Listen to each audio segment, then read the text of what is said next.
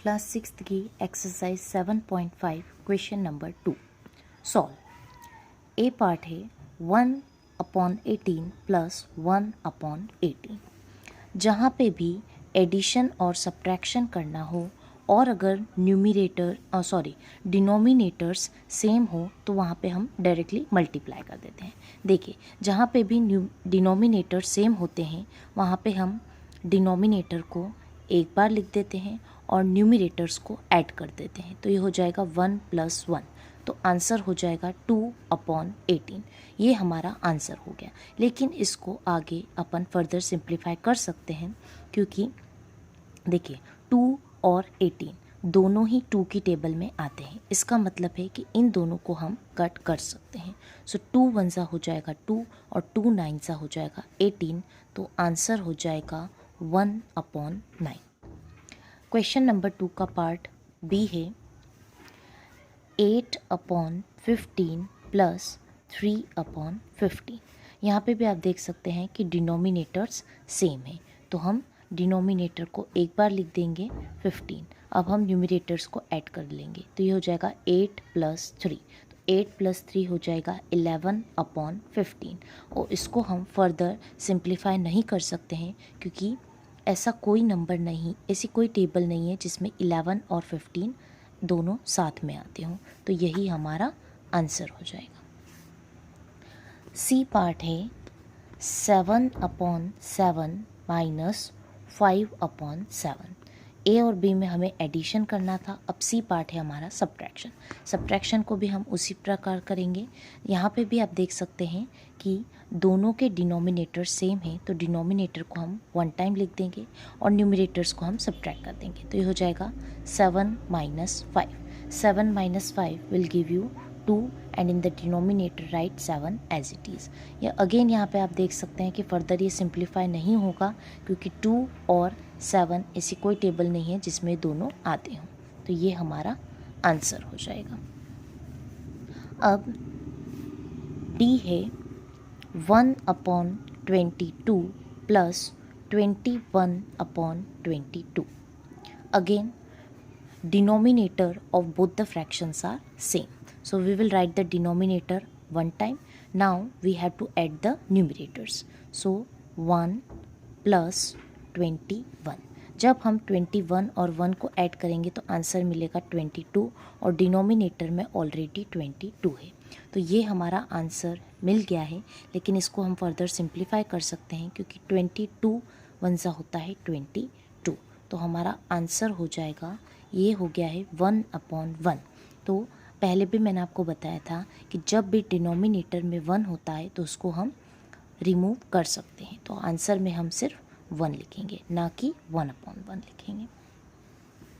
Now part ई 12/15 minus 7/15। Denominator same है, denominators को एक बार लिख देंगे और न्यूमिनेटर्स को सब्ट्रैक्ट कर लेंगे। तो ये हो जाएगा 12 - 7। 12 में से 7 जाएंगे तो बचेगा 5 और डिनोमिनेटर में आ जाएगा 15। यहाँ पे भी हम देख सकते हैं कि इस आंसर को भी हम फर्दर सिंप्लीफाई कर सकते हैं, क्योंकि 5 और 15 दोनों ही 5 की टेबल में आते हैं। तो 5 1 हो जाएगा 5 और 5 3 हो जाएगा 15। तो आंसर है हमारा 1/3। नेक्स्ट पार्ट है 5/8 plus 3/8। Denominators are same. Denominator को हम 1 टाइम लिख देंगे, न्यूमिनेटर्स को हम ऐड कर देंगे 5 + 3। जब हम 5 + 3 करेंगे तो ये मिलेगा 8/8 ऑलरेडी है। तो 8 इसको हम फर्दर सिंप्लीफाई कर देंगे। 8 1 8, 8 1 8। यहाँ पे भी आप देख सकते हैं कि F में भी D की तरह ही अगेन 1/1 मिल रहा है, लेकिन डिनोमिनेटर में 1 को हम रिमूव कर सकते हैं। तो हमारा आंसर हम लिखेंगे सिर्फ 1। अब G है 1 - 2/3। ठीक है, देखिए A B C D E F इन सब में हमने देखा कि जब हम एडिशन या सब्ट्रैक्शन कर रहे थे तो हमारे पास दोनों ही फ्रैक्शंस का डिनोमिनेटर सेम था, लेकिन जी वाले में आप देख सकते हैं कि इसमें कोई डिनोमिनेटर नहीं है। तो उस केस में ऑब्वियसली जब डिनोमिनेटर में कुछ नहीं होता है, इसका मतलब वहाँ पे क्या होता है, 1 होता है। तो 1 को हम 1/1 लिख सकते हैं। देखिए डिनोमिनेटर्स हमें सेम चाहिए, तो 1 को तो हम 3 बना सकते हैं, लेकिन 3 को हम 1 नहीं बना सकते हैं। तो डिनोमिनेटर 1 को 3 बनाने के लिए हम क्या करेंगे, 3 से मल्टीप्लाई करेंगे। जो चेंजेस हम डिनोमिनेटर में करते हैं वही चेंजेस हमें न्यूमिनेटर में भी करना होता है, ठीक है। सिमिलरली अगर हम किसी क्वेश्चन में जो चेंजेस न्यूमिनेटर में कर रहे हैं तो वही चेंजेस हमें डिनोमिनेटर में भी करना होता है। यहाँ पे हमने डिनोमिनेटर में 3 का मल्टीप्लाई किया है, इसलिए हमें न्यूमिनेटर में भी 3 का मल्टीप्लाई करना होगा, और इसको हम एज इट इज़ लिख देंगे जो कि है 2/3। तो 3 1 सा हो गया 3 अपॉन में 3 1 सा हो गया 3 माइनस 2/3। अब यहाँ पे आप देख सकते हैं कि दो फ्रैक्शन मिल गए हैं और दोनों ही फ्रैक्शंस के डिनोमिनेटर क्या हैं, सेम है। तो अब हम इसको फर्दर सिंप्लीफाई कर सकते हैं। 3 डिनोमिनेटर सेम है तो डिनोमिनेटर को 1 टाइम लिख देंगे और न्यूमिनेटर्स को सब्ट्रैक्ट कर लेंगे। तो ये हो जाएगा 3 - 2। 3 - 2 होता है 1 और डिनोमिनेटर में है 3, यही हमारा आंसर होगा, ठीक है। अब है h 1/4 प्लस 0/4। अगेन ये भी इजी है क्योंकि डिनोमिनेटर्स क्या हैं, सेम है। तो 4 डिनोमिनेटर 1 टाइम लिख देंगे और न्यूमिनेटर्स को ऐड कर लेंगे। तो 1 + 0 हमारा हो जाएगा 1/4, यही हमारा आंसर है। अब क्वेश्चन नंबर 2 का लास्ट पार्ट है I 3 - 12/5। अब यहाँ पे भी आप देख सकते हैं कि इसके डिनोमिनेटर में कुछ नहीं है, तो सबसे पहले इसके डिनोमिनेटर में हम क्या लिख देंगे, 1। क्लियर। अब क्या हम इसे डायरेक्टली सब्ट्रैक्ट कर सकते हैं, नहीं, क्योंकि दोनों फ्रैक्शंस के डिनोमिनेटर डिफरेंट हैं। तो सबसे पहले हमें दोनों फ्रैक्शंस के डिनोमिनेटर को सेम बनाना होगा। देखिए इसका डिनोमिनेटर है 1, इसका डिनोमिनेटर है 5। तो 1 को हम 5 बना सकते हैं, लेकिन 5 को हम 1 बनाना थोड़ा डिफ़िकल्ट होगा। तो इसके लिए हम क्या करेंगे, 1 में 5 का मल्टीप्लाई कर देंगे तो हमें मिलेगा 5। जो चेंजेस हम डिनोमिनेटर में करते हैं वही चेंजेस हमें न्यूमिनेटर में भी करना होता है। इस क्वेश्चन में हमने क्या चेंज किया है, डिनोमिनेटर में हमने 5 से मल्टीप्लाई किया है। इसका मतलब है कि न्यूमिनेटर में भी हमें 5 से मल्टीप्लाई करना होगा, और इसको हम एज इट इज़ लिख देंगे 12/5। तो 5 3 हो जाएगा 15/5 माइनस 12/5। यहाँ पे आप देख सकते हैं कि दोनों फ्रैक्शंस के डिनोमिनेटर सेम हो गए हैं। अब हम इसे सब्ट्रैक्ट कर देंगे, तो डिनोमिनेटर को हम एक बार लिख देंगे और न्यूमिनेटर्स को सब्ट्रैक्ट कर देंगे। तो ये हो जाएगा 15 - 12। तो 15 - 12 हो जाएगा 3 और अपॉन में आ जाएगा 5, यही हमारा आंसर है। इसको हम सिंपलेस्ट फॉर्म में नहीं कर सकते हैं क्योंकि बोथ आर प्राइम नंबर्स। ऐसे ये दोनों नंबर कोई भी टेबल में नहीं आएंगे एक साथ, ठीक है। तो ये हमारा आंसर हो गया। ये था हमारा क्वेश्चन नंबर 2। अब हम सॉल्व करेंगे question number 3।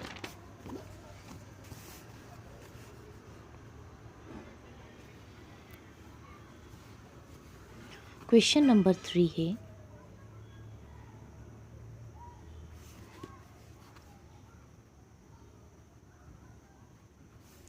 Shubham painted 2/3 of the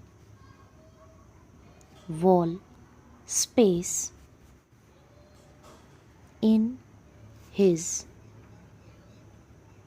room.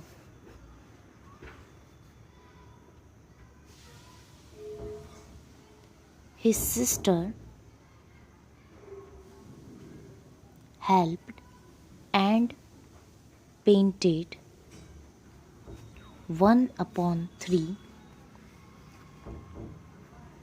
of the wall space.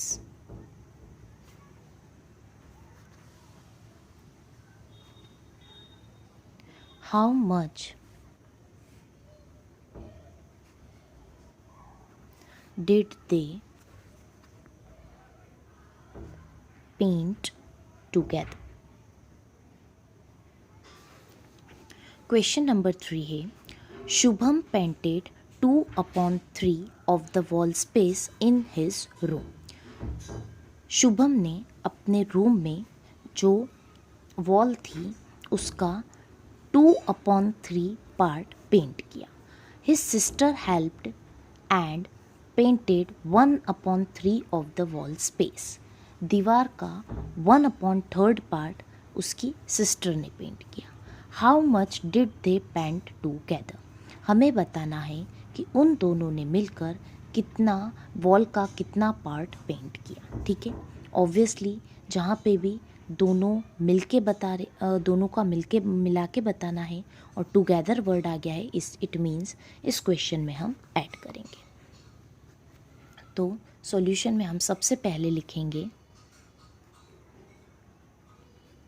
Fraction of the wall painted by Shubham.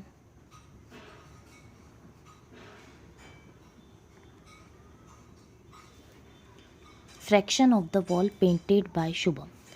Wall का कितना पार्ट शुभम ने पेंट किया? 2/3। ठीक है, अब हम लिख देंगे फ्रैक्शन ऑफ द वॉल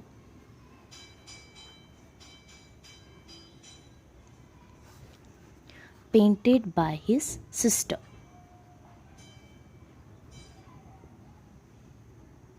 उसकी सिस्टर ने कितना पेंट किया पार्ट? 1/3। अब हमें बताना है कि how much did they paint together.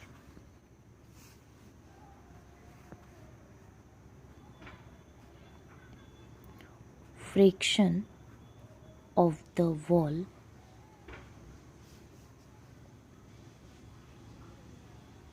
painted by them together। ठीक है, दोनों ने मिलके कितना पार्ट पेंट किया? तो शुभम का पार्ट प्लस उसकी सिस्टर का पार्ट। यहाँ पे भी आप देख सकते हैं कि ये भी हमारा क्वेश्चन नंबर 2 जैसा क्वेश्चन बन गया है। ऐड करना है और डिनोमिनेटर्स क्या हैं? सेम है। डिनोमिनेटर सेम है तो डिनोमिनेटर को हम 1 टाइम लिख देंगे और न्यूमरेटर को हम ऐड कर देंगे। न्यूमरेटर है 2 + 1, तो 2 + 1 हो जाएगा 3/3। 3/3 ये कट कर सकते हैं तो ये हो जाएगा 1। इसका मतलब है 1 आंसर आ गया है, मतलब उन्होंने पूरी वॉल पेंट कर दी है। ठीक है, 1 आंसर आ गया है।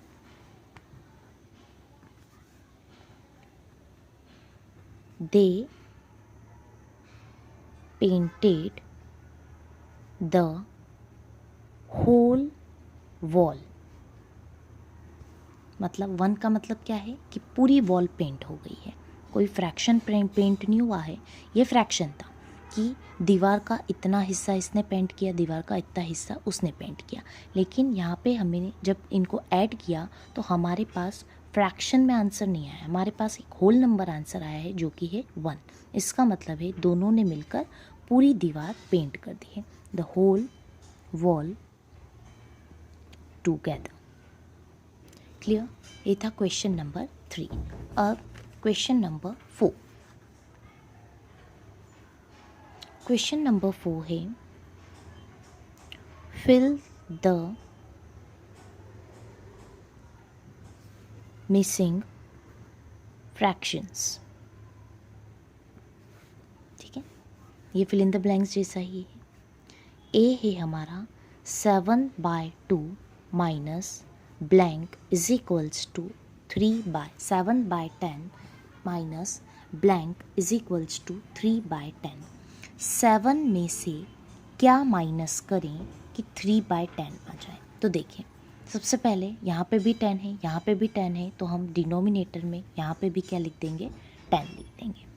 अब 7 में से मैं क्या माइनस करूँ कि मुझे 3 मिल जाए? तो इसकी जगह पे फाइंड आउट करने के लिए ऑब्वियसली अगर आप डायरेक्टली बता सकते हैं तो वेल एंड गुड, है ना। और अगर नहीं बता पा रहे हैं तो इसको क्या आंसर लाने के लिए 7 में से 3 को माइनस कर देंगे। तो जब हम 7 में से 3 को माइनस करेंगे तो मिलेगा 4। और यहाँ पे आप देख ही सकते हैं कि 7/10 में से जब हम 4/10 को माइनस करेंगे तो हमें आंसर मिलेगा 3/10, क्योंकि डिनोमिनेटर सेम है। न्यूमिनेटर्स को सब्ट्रैक्ट कर देंगे तो 7 में से 4 हो जाएगा 3। ये था ए। अब है B. Box -3/21 is equals to 5/21। इसका मतलब है कि किस फ्रैक्शन में से मैं 3/21 को सब्ट्रैक्ट करूं तो मुझे आंसर 5/21 मिल जाए। देखिए यहाँ पे भी 21 है, यहाँ पे भी 21 है, तो डिनोमिनेटर में यहाँ पे भी हम 21 लिख देंगे। ठीक है। अब हम फाइंड आउट करने के लिए क्या करेंगे कि किस नंबर में से 3 को मैं सब्ट्रैक्ट करूं तो मुझे आंसर 5 मिल जाए। तो अगर आप डायरेक्टली बता सकते हैं तो ठीक है, अदरवाइज देखिए ये माइनस क्या है, उधर जाएगा तो ये क्या हो जाएगा, प्लस का हो जाएगा। तो 5/21 में अगर हम 3/21 को प्लस कर देंगे तो हमारा आंसर आ जाएगा। तो 5 + 3 हो जाएगा 8, इसलिए हाँ आंसर हो जाएगा यहाँ पे 8/21। और इसको आप सॉल्व करके भी देख सकते हैं। दोनों डिनोमिनेटर सेम है तो डिनोमिनेटर को हम 1 टाइम लिख देंगे, और 8 में से 3 को जब हम माइनस करेंगे तो हमें आंसर मिलेगा 5। अब part C. Box -3/6 is equals to 3/6। देखिए अभी मैंने बताया था कि जब हम आंसर फाइंड आउट कर में अनेबल होते हैं तो हम क्या करेंगे, हमें बॉक्स की वैल्यू चाहिए। इसका मतलब है हमें इस -3/6 को उधर शिफ्ट करना है। ये इधर माइनस साइन का है, जब हम इसको इज इक्वल्स टू के उधर भेज देंगे, LHS से RHS में भेज देंगे तो -3/6 + 3/6 का बन जाएगा। तो देखिए 3/6 यहाँ पे ऑलरेडी है, और जब ये -3/6 उधर शिफ्ट होगा तो ये बन जाएगा +3/6। ठीक है। तो 3 और 3 कितना होता है 6, और अपॉन में कितना होता है 6। 3 और 3 हो जाएगा 6, और डिनोमिनेटर सेम है तो इसलिए इसको, तो यहाँ पे आप 6/6 भी लिख सकते हैं, या 6 और 6 को हम कट कर देंगे तो हमें आंसर मिल जाएगा 1। तो 6/6 भी लिख सकते हैं, या हम 1 भी लिख सकते हैं। दोनों ही आंसर्स क्या हैं, करेक्ट हैं। ठीक है। क्वेश्चन नंबर 4 का लास्ट पार्ट है blank +5/27 is equals to 12/27।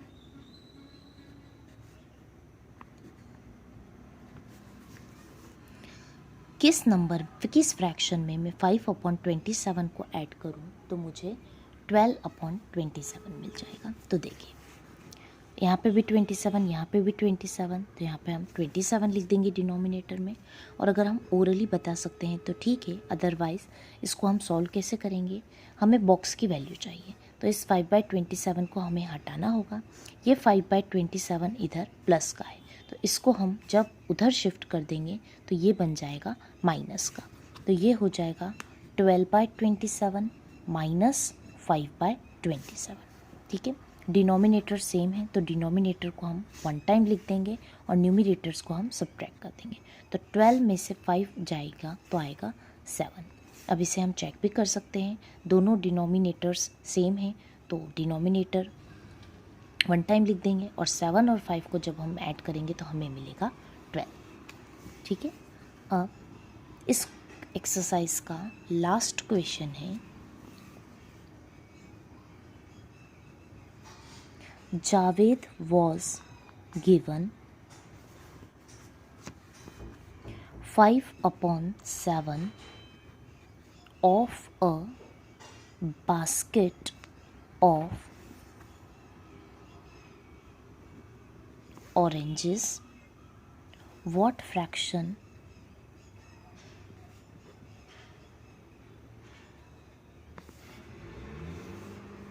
of oranges were left in basket.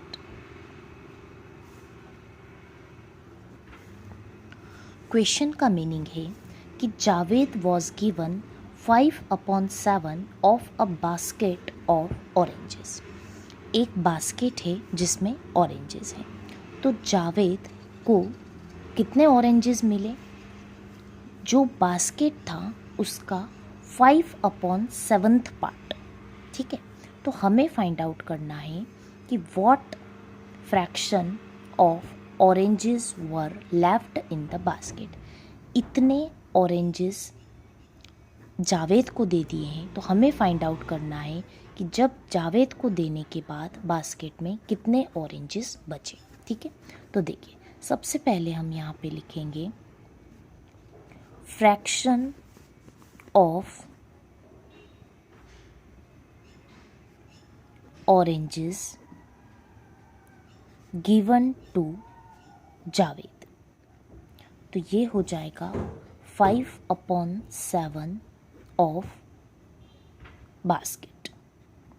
Basket का कितना part? 5/7 part. Now we have to find out oranges, fraction of oranges left in basket.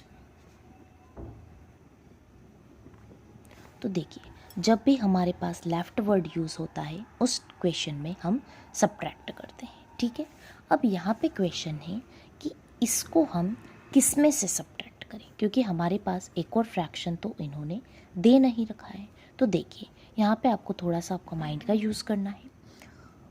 उन्होंने बोला है कि बास्केट कितना है? एक है, राइट, और ये उसका पार्ट है। तो फर्स्ट ऑफ ऑल 1 में से हम 5/7 को क्या कर देंगे? माइनस कर देंगे। ठीक है, क्योंकि जब भी हम होल की बात करते हैं, पूरे की बात करते हैं, तब हम उसकी जगह पे क्या लिखते हैं? 1 लिखते हैं। तो यहाँ पे जो पूरा बास्केट है वो ऑरेंजेस से फुल है, तो इसलिए हम फ्रैक्शन वो नहीं होगा, वो क्या होगा? पूरा फुल है, इसलिए हम यहाँ पे क्या लिख देंगे? 1 में लिख देंगे। तो 1 में से जब हम 5/7 को सब्ट्रैक्ट कर देंगे तो हमें वो फ्रैक्शन मिल जाएगा कि फ्रैक्शन ऑफ ऑरेंजेस मिल जाएगा जो कि बास्केट में बचा हुआ है। तो देखिए अभी मैंने आपको बताया था कि जब भी किसी के डिनोमिनेटर में कुछ नहीं होता है तब हम डिनोमिनेटर में 1 लिख देते हैं। तो 1 कैन बी रिटर्न एज 1/1। ठीक है, अब देखिए इसका सब्ट्रैक्शन तभी पॉसिबल होगा जब डिनोमिनेटर्स सेम होंगे। यहाँ पे आप देख सकते हैं कि यहाँ पे डिनोमिनेटर 1 है और यहाँ पे डिनोमिनेटर 7 है। तो सबसे पहले हमें डिनोमिनेटर्स को सेम बनाना होगा। डिनोमिनेटर्स यहाँ पे देख सकते हैं कि 7 को 1 बनाना थोड़ा डिफ़िकल्ट होगा, तो 1 को हम 7 इजीली बना सकते हैं 1 में अगर हम मल्टीप्लाई 7 का करते हैं। तो आपको ध्यान रखना है कि जो भी चेंजेस हम डिनोमिनेटर में करते हैं वो चेंजेस हमें न्यूमरेटर में भी करना होता है। सिमिलरली अगर हम कोई किसी क्वेश्चन में न्यूमरेटर में चेंजेस कर रहे हैं तो वही चेंजेस हमें डिनोमिनेटर में भी करना होता है। यहाँ पे हमने क्या चेंज किया है? हमने डिनोमिनेटर में मल्टीप्लाई किया है 7 का। इसका मतलब है कि हमें न्यूमरेटर में भी 7 का मल्टीप्लाई करना होगा। न्यूमरेटर भी 1 है तो 1 में भी हम 7 का मल्टीप्लाई करेंगे। ठीक है, और यहाँ पे हम 5/7 को एज इट इज़ लिख देंगे। तो देखिए 7 पंजा हो जाएगा 7 और 1/7 इंटू 7 7 ही होगा। तो 7/7 माइनस 5/7। यहाँ पे आप देख सकते हैं कि दोनों ही फ्रैक्शंस के डिनोमिनेटर्स सेम हो गए हैं। इसका मतलब है कि इसको हम सब्ट्रैक्ट कर सकते हैं। डिनोमिनेटर सेम है तो डिनोमिनेटर को हम 1 टाइम लिख देंगे और अब हम न्यूमिनेटर्स को सब्ट्रैक्ट कर देंगे। तो ये हो जाएगा 7 - 5। तो 7 - 5 बन जाएगा 2 और डिनोमिनेटर में क्या लिखा हुआ है? 7। इसका मतलब है कि देखिए 5/7 पार्ट जो था ऑरेंजेस का वो जावेद को दे दिया था, और कितना पार्ट ऑरेंजेस का बचा हुआ है बास्केट में? 2/7। और इसको अगर आप चेक करना हो तो भी कर सकते हैं, क्योंकि देखिए इतना जावेद को दे दिया और इतना पार्ट बचा है, जब हम दोनों को ऐड करेंगे तो हमें मिलेगा 7/7 मतलब 1, और यही हमारा क्या था, टोटल था। ठीक है, तो यहाँ पे हम लिख देंगे 2/7 of oranges were left in basket। ठीक है, इतनी ऑरेंजेस क्या हैं, बास्केट में बची हुई हैं। ये था क्वेश्चन नंबर